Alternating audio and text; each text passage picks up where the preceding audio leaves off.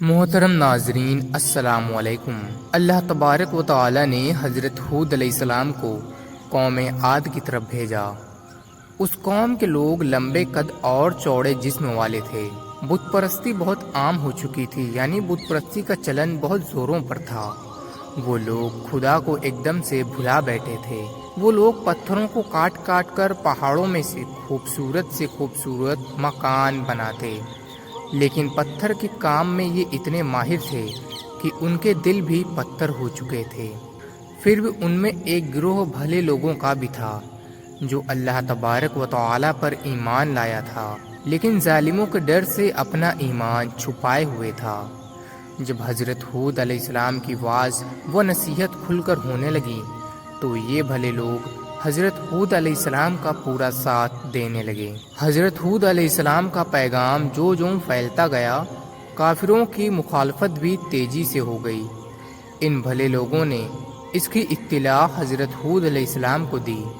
حضرت ہود علیہ السلام نے ان دشمنوں کے لیے بد دعا کی، چنانچہ برسات نہیں ہوئی، باغ اور کھیتی سب سوکھنے لگی۔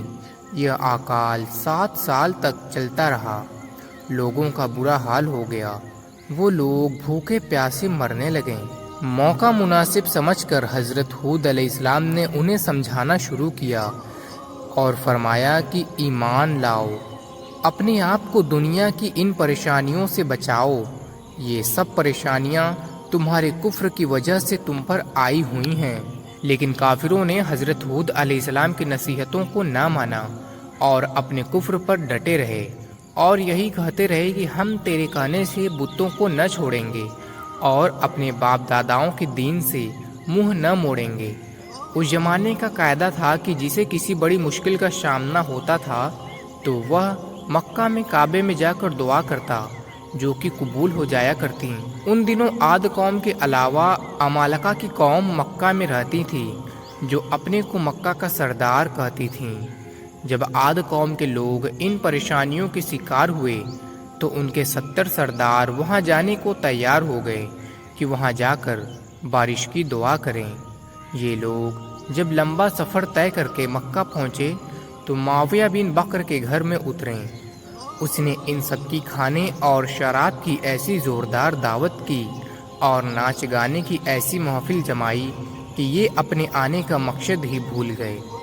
بہت دنوں کے بعد انہیں اپنی قوم کی یاد آئی اور اپنے آپ پر رات دن لعنت ملامت کرتے ہوئے وہ شب دعا میں لگ گئے اور قربانیاں چڑھانی شروع کیں، لیکن پھر بھی کوئی نتیجہ نہ نکلا۔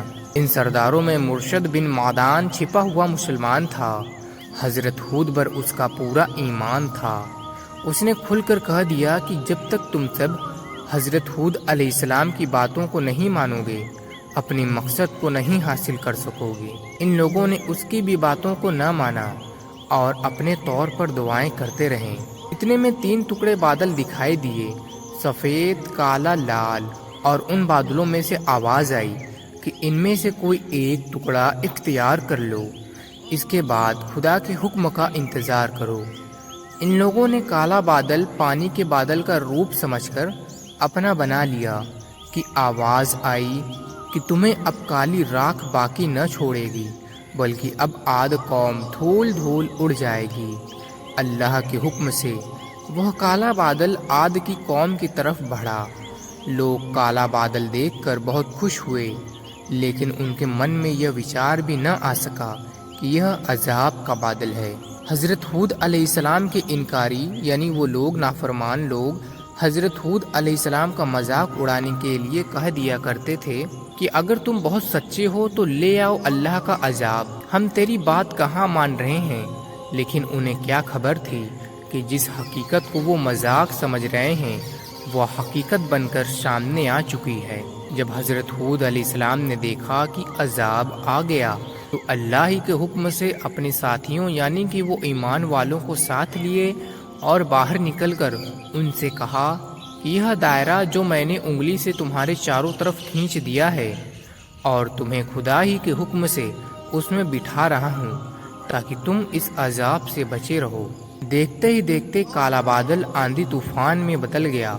قوم عاد کے لوگ گھبرا گئے طوفان اتنا زبردست تھا کہ انسان تک ہواؤں میں اڑ اڑ کر کافی دوری پر پٹک پٹک کر اٹھتے، ہڈیاں چور ہو جایا کرتیں۔ لوگ گھبرا کر گھروں کی طرف بھاگنے لگے تاکہ سر چھپا سکیں اور طوفان کی اس تیزی سے اپنے آپ کو بچا سکیں۔ جب مکان اور گھر گرنے ڈھانے لگے تو وہ لوگ دب دب کر اسی میں مرنے لگے۔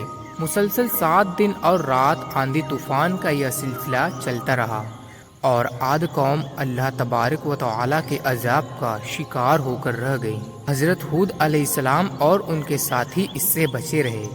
جب عذاب کا سلسلہ ختم ہوا تو ہود علیہ السلام اور ان کے ساتھیوں نے ایک طرف کو اپنے رہنے کو مکان تیار کیے اور پھر سے اسی میں رہنے لگے۔ تو پیارے دوستوں، اگر یہ واقعہ آپ کو پسند آیا ہو تو اس واقعے کو اپنے تمام دوستوں اور پریوار میں بھی ضرور شیئر کیجیے، اور بھی اچھے اسلامک ویڈیوز اور واقعات سننے اور جاننے کے لیے ہمارے اس اسلامک چینل کو سبسکرائب کر کے بیل آئیکن ضرور سے دبا دیجیے۔ تو ملتے ہیں پھر سے کسی نئی ویڈیو میں، تب تک کے لیے السلام علیکم، اللہ حافظ۔